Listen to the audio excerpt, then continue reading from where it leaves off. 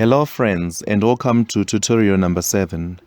In this tutorial, we're continuing with the Citicon button control, and we're going to be demonstrating how to use images and animated images when using the button control.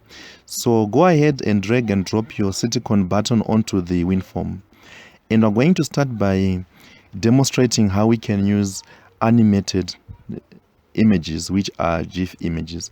So let's change the fill color to white, and let's change the font color to orange, for example, and let's change the font to 12 pt. So we're going to add an animated GIF to this button and see what to come up with. So let's look for the images property and let's select the property. Let's import some images. Right. So we're going to select this image and we save. We're going to change the image size to 35 width and 35 height. So as you can see, this is a still image. Though it is an animated image, when we build and run our project, we're going to see that this is a still image because the animation property is not set to true. The property for GIF to allow them to be animated on button controls is not set to true. So it's going to display as a still image. Let's change this. Let's turn the animation property to true. Let's turn the animated GIF to true as well. As you can see now, the image is animated. It doesn't need to have the animated property set to true, though, because this animated property is only for button clicks. But we're going to set it to true so that we can animate the button click. But the animated GIF will work nevertheless, regardless of the set property for the animated property. So let's save and run the project. Let's give it a moment and see what you've got there. So you can see we have the ripple effects and the cog is animated. This is quite interesting. So let's change the border color for this button to black. Let's change the thickness to 2. Let's make it auto rounded, and let's change the text to black. Let's run our project. We're going to have a very unique button there with an animated cog to the left. There it is. Very interesting. You see the hover effects are still applied and the button is animated. So you can include animated GIF to the button control only if you set the animated GIF property to true. Okay? Please don't forget that the animated GIF property should be set to true. So let's add another animated GIF to this control.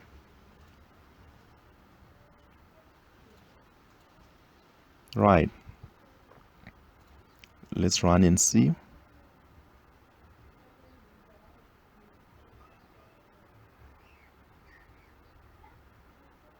Right, so you can see here it's animated and here it's animated as well. This is quite interesting, and let's change the size to 40. Let's make it 45 width, 45 height. And let's create another button as well. And let's change the animation GIF image. Let's make them equal and let's run the project to see what we've got there.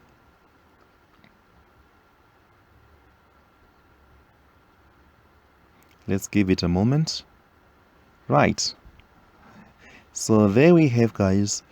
We have animated images within our control. So that's how you include the animated GIF in your project when you're working with buttons. So we're going to copy these button controls, and I'm going to set the animated GIF to false, and I'm going to change the images to none. So I'm going to remove the images. Right. So I'm going to put some images for custom hovering and selecting the button. You're going to see what I mean when I add some images here.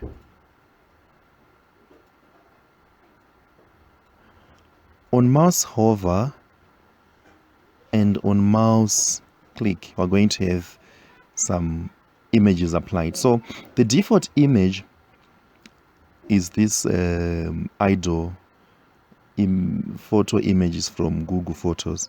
So when the button is selected, let's make this a radio button. When it is checked, we're going to apply the activated photo images. Let's do the same for this button. Let's set it to radio button. When it is activated or selected, we're going to choose the drive active, but the default image is the drive idle. Right, so let's change the image size right there.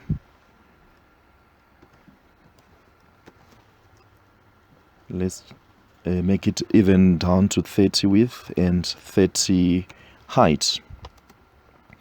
Alright, so let's run our project. Let's give it a moment to build, to save the changes that we've made, and also to run the project and see what happens.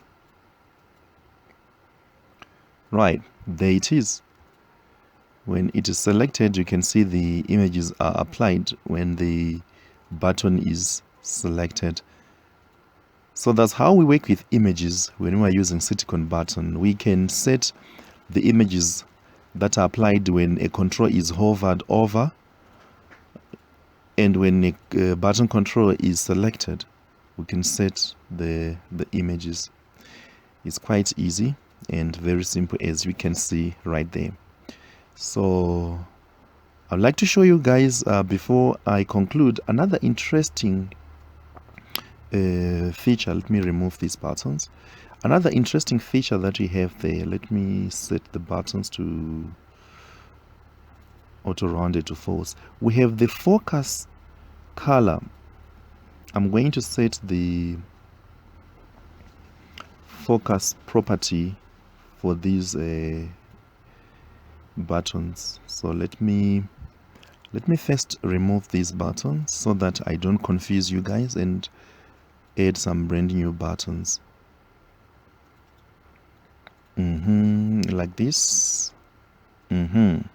So we have another interesting property here, which is called the focus color. We're going to set the focus color to black, and I'm going to change the fill color to gray. I want to show you guys how this works, especially when you are using the tab to walk through the buttons. Let me show you how this works. So make sure that the button mode is set to default and the focus color is changed. And if you look here at the indicate focus property is set to false by default, but let's set it to true, and let's change the full color of our buttons to black and run the project. I want to show you guys how this works, especially when you are using the tab button to navigate through the button controls or a button group. So by default, this first button is selected. Hence, we can see the background color has changed, and also the focus color that you set prior is black. When I press the tab, I navigate to the second button, or I move to the second button in the button group. But what's interesting is that the focus color is being applied, so you can easily navigate through the button group by using a tab control, and you can customize the focus color so that the user can see which button retains the focus when a tab is pressed. So let's try to change again the focus color to green so that we can see what I mean. Sorry, I've changed the fore color. Let me look for the focus color and change it to green, and let's save and run the project. Let's give it a moment to save the changes and run the project. There it is. You can see that the focus button is green. Let's navigate to the second button, third button, like this. So I'm not using my mouse, I'm using the tab button. So you can use the indicate focus property in the focus color to show the user which button is selected when they press the tab button.